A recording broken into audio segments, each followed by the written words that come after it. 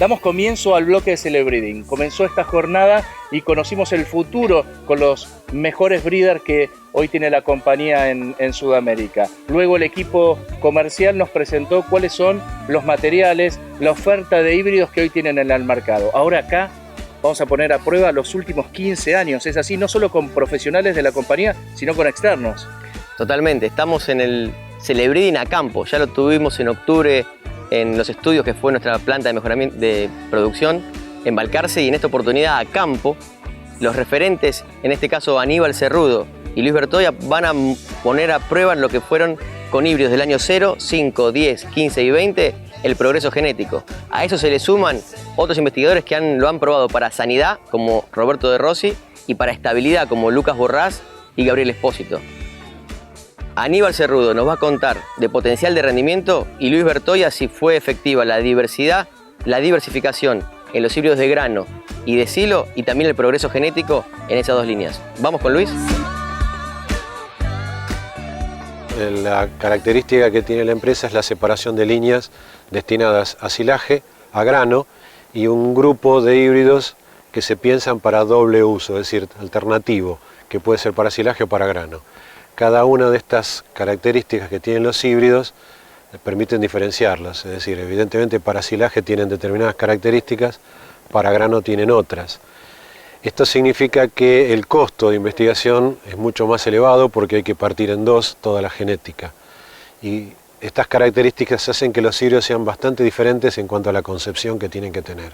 Eso implica diferentes líneas que se van a utilizar, implica en el caso de silaje un gasto adicional que es el concepto de calidad, cosa que el grano normalmente no lo tiene. Hace varias campañas que están testeando los híbridos que se presentan en el mercado. ¿Cuáles son los criterios de evaluación y bajo qué parámetros según el destino, granífero o silero? Es el segundo año que hacemos este tipo de evaluaciones. Lo que estamos haciendo es evaluar híbridos conceptualmente graníferos e híbridos conceptualmente para silaje, híbridos actuales en el mercado y híbridos precomerciales en ambos casos. Y lo que estamos evaluando es la respuesta de estos híbridos graníferos y sileros a la densidad y al momento de cosecha, que son dos diferenciaciones bastante claras y de mucho peso. El concepto de densidad es completamente diferente cuando se piensa para grano como para silaje. Intervienen una serie de factores que condicionan un caso y el otro, y el momento de cosecha no es un problema para híbridos para grano, pero sí es algo muy importante para híbridos para silaje.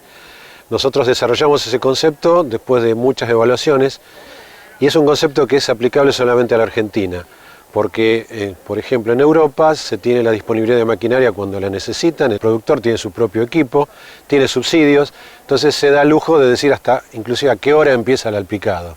Son superficies chicas, más los subsidios hacen que se pueda manejar de juguete, digamos. Acá estamos manejando 100, 200, ayer tuve un llamado de una persona de 1000 hectáreas que tiene que picar. En Europa eso no es conceptualmente posible.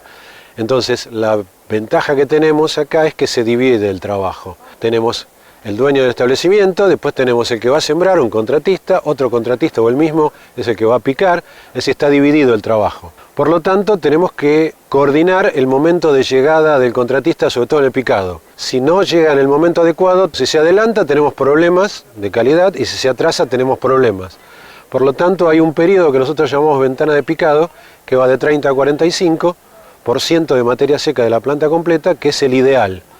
La duración de ese periodo cambia. En los híbridos graníferos es mucho más corta porque nuestro objetivo es tener rápidamente el grano seco. En cambio, para silaje necesitamos prolongar porque durante ese periodo no hay cambios muy importantes en cuanto al rendimiento y la calidad. Lo que no tenemos espiga lo tenemos en la caña. Si nos atrasamos un poquito hay más traslocación hacia la espiga, cae la calidad de la caña pero se compensa con la calidad de la espiga. En conclusión, ese periodo cambia de acuerdo a los híbridos. Los híbridos graníferos pueden tardar entre 15 y 20 días en terminar, yo diría más entre 12 y 15. Híbridos pensados para silaje se apunta a tener hasta 30 días ese periodo. Eso implica una flexibilidad muy grande para el contratista. Puede llegar más tarde sin perder rendimiento y calidad. Entonces, es otra característica diferencial. Por eso digo que las líneas se van abriendo cada vez más. Cada vez más se está haciendo a pedido del productor. Hay necesidades de híbridos netamente sileros, necesidades que a veces no se tienen claro si va a ser para grano o para silaje, por lo tanto requiere otro tipo de híbridos, y aquellos que seguramente lo van a destinar a grano porque son productores netamente agrícolas, otro tipo de híbridos. Y cada uno de estos casos tienen unas necesidades de manejo diferentes. Cuando hablo de manejo son fechas de siembra, densidades de siembra, niveles de fertilización y fundamentalmente momento de cosecha, el grano picado en maíces para silaje. ¿Y estos materiales compensan la densidad según el ambiente y el destino, ya sea para grano o silo? Acá hay que aclarar varias cosas. Es frecuente encontrar híbridos netamente graníferos que se usan para silaje. Si partimos de ese concepto, que es bastante divulgado, no es mi opinión más favorable, pero es bastante divulgado, podemos decir que ese híbrido granífero tiene una densidad ideal para tal o cual ambiente, no hablemos de valores. O puedo decir, como referencia, partamos de 70.000 para grano.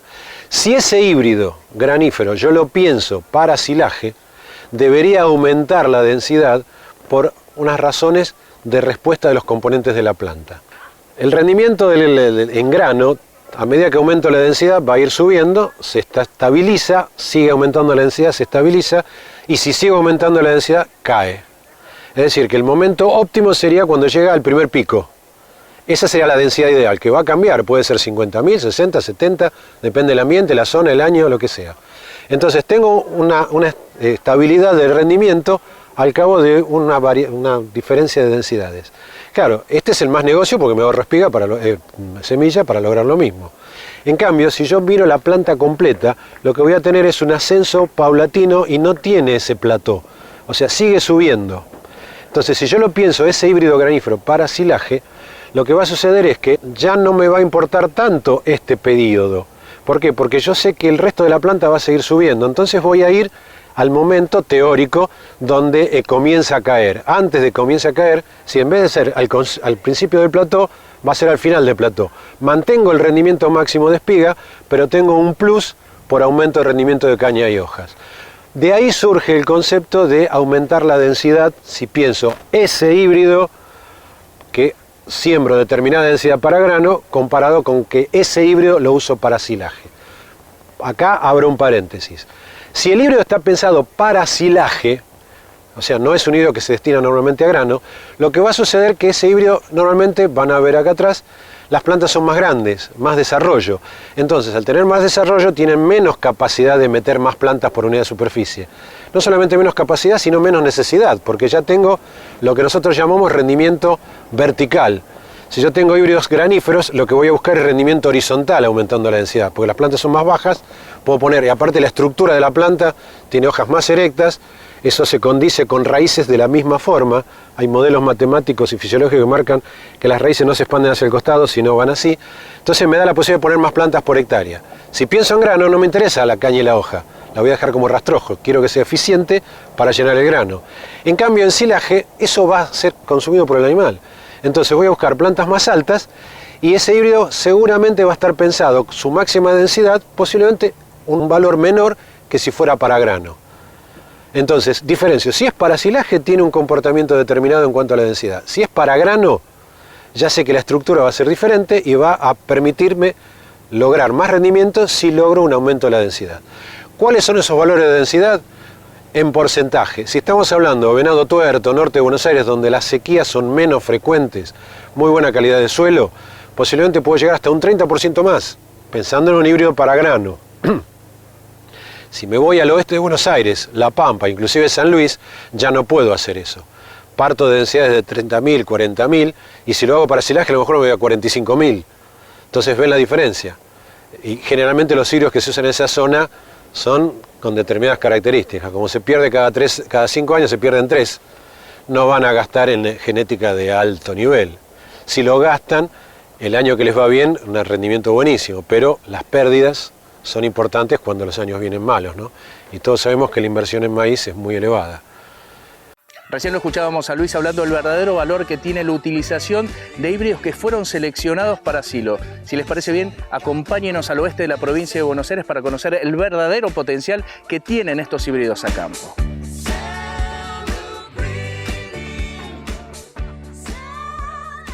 Yo soy Irene Arnolds, Manejamos un tambo con mi marido acá en Pehuajó, provincia de Buenos Aires. Hacemos 600 hectáreas de silo y elegimos KWS porque nos parece que es un material muy bueno, que da mucho stay green, altos rendimientos. Hacemos análisis de los hilos permanentemente y tiene muy buena digestibilidad, muy bajo FDN, baja lignina y realmente nos ha dado resultados excelentes. Hacemos maíces de primera, usamos el 4360 y para maíces de segunda estamos usando el 4020, que es el que ven ustedes aquí detrás. Lo hacemos, este maíz que ustedes ven detrás, es un maíz luego de una cebada de grano, cosechado el grano, sembramos maíz para silo. Este año hemos tenido una seca bastante importante, prácticamente un mes y medio sin lluvias. Enero fue un mes llovedor, pero febrero y mitad de marzo realmente no llovió prácticamente nada. Y sin embargo, así como pueden observar, el maíz está muy lindo y esperamos tener buenos rendimientos. Nosotros hacemos análisis de suelo antes de sembrar el maíz y ajustamos dosis de fósforo. El fósforo, también tiramos la bosta del tambo, por lo cual estamos elevando los niveles de fósforo, y en nitrógeno intentamos llegar a 250 kilos de N. Este mismo ensayo que estamos viendo acá en Chivilcoy está multiplicado en varias localidades a lo largo del país. Es por eso que ahora nos vamos a ir a Balcarce, donde Aníbal Cerrudo va a cuantificar el progreso genético en potencial de rendimiento. Bueno, gracias. Estamos en el ensayo de potencial de rendimiento de maíz, que llevamos adelante en conjunto con KWS. La idea, el objetivo de este ensayo es entender cómo evoluciona el rinde potencial de maíz por efecto del mejoramiento genético en Argentina, ¿no? Y además estimar el potencial de rendimiento en Argentina. ¿Qué es el rinde potencial?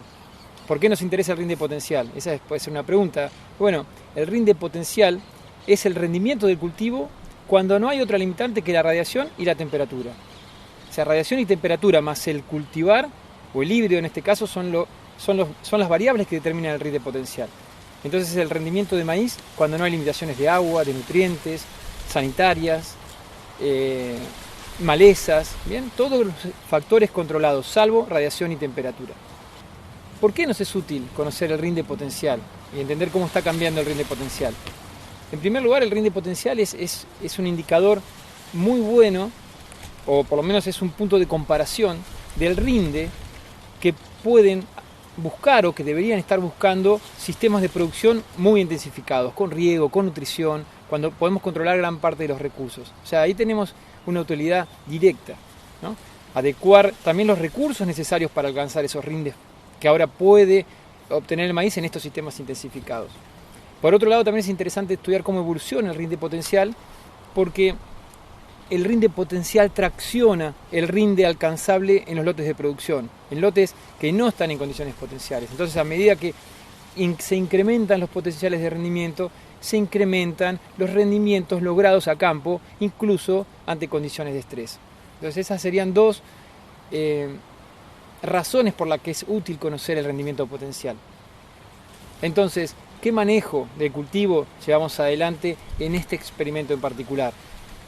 Fecha de siembra temprana, buscando ubicar las etapas críticas con la máxima oferta de radiación y temperatura, nutrición acorde a los rindes esperados, riego, un control exhaustivo de las malezas, control exhaustivo de sanidad de plagas animales. Entonces, así tenemos estos ensayos que tienen atrás mío, que tienen, por ejemplo, una fecha de primeros días de octubre, 108.000 plantas, cuidando la distribución de las plantas, con muchísima nutrición, muchísimo cuidado de nutrición, todos los nutrientes, muy controlado, muy balanceado.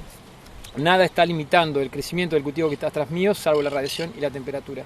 Y así hemos estado viendo Este es el segundo año que se hace este experimento y ya el año pasado vemos los resultados del efecto del mejoramiento genético sobre el rinde potencial. Y vemos que el rinde potencial, por ejemplo, para los datos del año pasado, se ha incrementado en promedio 110 kilos por hectárea por año desde el año 2000, año en que lanzó KWS su primer híbrido en la zona. Entonces, a través del mejoramiento, noten cómo se va incrementando el rinde potencial, 100 kilos por año. En el transcurso de estos 20 años, más de 2.000 kilos de incremento en el rendimiento potencial.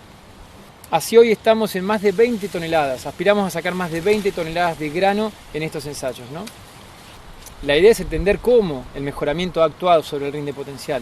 Y lo que estamos viendo es que el proceso de mejoramiento, lo que ha realizado, lo que ha llevado adelante es un incremento en los destinos que se fijan en el periodo crítico del maíz. Tenemos un mayor tamaño del destino, el producto del número por el peso potencial de los granos. Y esto hace entonces que en el llenado de granos tengamos más crecimiento destinado hacia estructuras reproductivas. Tenemos más crecimiento después de floración, más crecimiento que va al grano.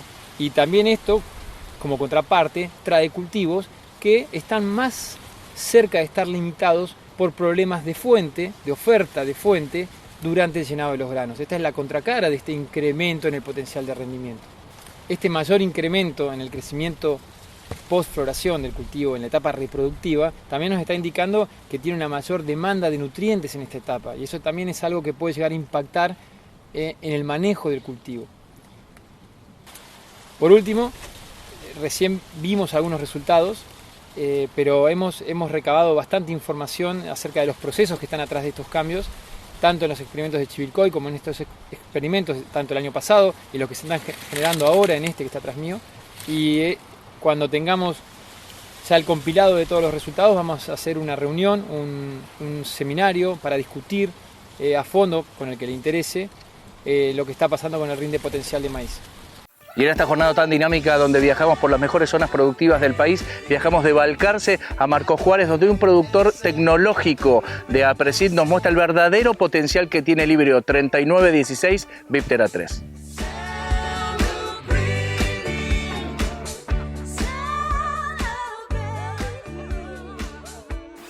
Bueno, acá estamos ubicados al sur de Marcos Juárez, en una zona de altísima productividad, con napas cercanas, sobre suelos Marcos Juárez 1, sin limitantes, hasta que las napas subieron en exceso y ahí empezamos a tener inconvenientes de transitabilidad en los lotes y de poder instalar un cultivo.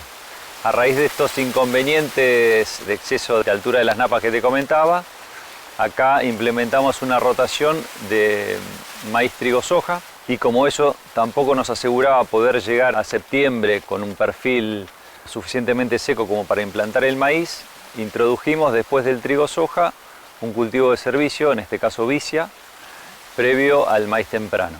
Controlando la profundidad de la napa, esto no tiene límites de productividad, solamente de altísimo potencial, así que acá apuntamos a máximos rendimientos con un paquete tecnológico de punta, alta densidad en maíz, cultivo de servicio leguminosa previo al maíz, y una fertilización de reposición que venimos haciendo desde hace 20 años ya. El shock de nitrógeno biológico que realizan los cultivos de servicio leguminosa como la vicia en el sistema tiene un impacto tremendo. Y eso, como toda tecnología de proceso, es incremental, que se va sumando año a año. Entonces, con los ciclos que uno va haciendo de cultivo de servicio, ve cómo el suelo va cambiando y cómo nosotros, cuidando mejor el suelo de lo que veníamos haciendo, después el suelo se encarga de cuidar mejor nuestros cultivos. Por eso estamos viendo esta expresión de rendimiento un año como este, que es llamativo. Nosotros pensamos que este año en particular, ese cultivo de servicio nos iba a pasar una factura importante, y a pesar de eso, esto es lo que nos encontramos. La verdad que es sorprendente lo que estamos encontrando.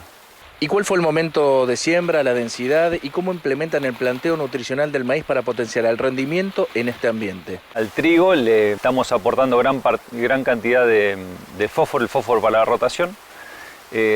Nos dejamos solo unos 70 kilos para aplicar a la siembra del maíz como arrancador, y después el maíz se siembra con unas 140 kilos de urea a la siembra junto con el MAP. y después se refertiliza en B6 según análisis de suelo, buscando unos 240 kilos de N por hectárea. En este campo salimos de vicia. La idea era sembrarla temprano, de sembrar el maíz temprano, en septiembre. Este año llovió muy poco, así que pudimos hacer solo una parte. En septiembre, esa siembra la hicimos con el cultivo de servicio vivo. Hicimos siembra en verde. Lo que nos alcanzó la humedad lo pudimos sembrar en septiembre y el resto fue hacia fines de octubre, ya con el cultivo de servicio que le habíamos dado terminación de manera química, y el paquete de base el mismo que comentaba. Acá tenemos una densidad de este híbrido que es el 3916 Viptera de 88.000 semillas por hectárea, y después se ajustó nitrógeno a 240 kilos por hectárea en B6. Y en este sistema de producción y manejo, ¿cuánto tiempo llevan trabajando con los ensayos comparativos de KWS y cuál es el resultado? Nosotros llevamos ya casi 10 años de ensayos comparativos de rendimiento con la gente de KWS. Ahí probamos, digamos, en nuestro sistema de producción, con nuestro manejo, la genética que tienen disponibles, tanto KWS como la competencia, y de ahí nos vamos nutriendo de nuevos híbridos. Básicamente lo que buscamos es, antes que nada, potencial, estabilidad de rendimiento y después fortaleza de caña y rapidez de secado. Por eso este es uno de los híbridos del portfolio que tiene KWS, este es el que mejor se adapta a nuestros planteos. Esta campaña en particular, acá en la zona de Marcos Juárez, tuvimos un marcado déficit hídrico. De mayo a diciembre tuvimos un desvío de menos 250 milímetros, así que la verdad que esperábamos una expresión de rendimiento bastante inferior a la que estamos teniendo hoy, sobre todo en estos ambientes donde tuvimos un cultivo de servicio previo a la siembra del maíz. Así que la verdad que estamos sorprendidos de la respuesta que tuvo la genética y de los rindes que estamos viendo alcanzables esta campaña. ¿Por qué seleccionaron este 3916 Viptera 3 para esta campaña con restricciones hídricas? Nuestro planteo lo hacemos todo bajo administración, con maquinaria propia. Entonces destacamos, por un lado, el potencial y después que el maíz seca rápido para poder cosecharlo antes de entrar a la soja. Porque como las máquinas son nuestras, tenemos una capacidad limitada de cosecha y la idea es aprovecharlas al máximo. Entonces este tipo de híbridos que nos da, por un lado, un secado rápido o más veloz que muchos de la competencia, y por otro una caña que, llegado el caso de tener que pasar a soja, nos permita postergar esa cosecha un tiempo, son los que mejor nos cuadran a nosotros para sembrar. La verdad que el Viptera te suma un montón porque la isoca de la espiga tiene un impacto importantísimo en ese tipo de siembras. Este año hemos sembrado otros materiales en esta época que no son Viptera y te encontrás 2 o 3 orugas por espiga. La tecnología Viptera marca la diferencia. Están perfectas, no hay un daño de isoca de la espiga. El 3916 se caracteriza por la espiga flex que tiene, o sea que ante variaciones de densidad te compensa por tamaño de espiga y después por un peso de mil muy alto. Entonces, por ahí cuando uno prevé un año no del todo bueno desde el punto de vista climático, puede permitirse bajar un poco de densidad sin perder potencial de rendimiento. Así para este año en particular es buenísimo. Y acá estamos calculando que podemos llegar a tener un rendimiento de entre 12 y 13 toneladas por hectárea. Fede, sin lugar a dudas, y con este híbrido al lado mío, pasaron la prueba.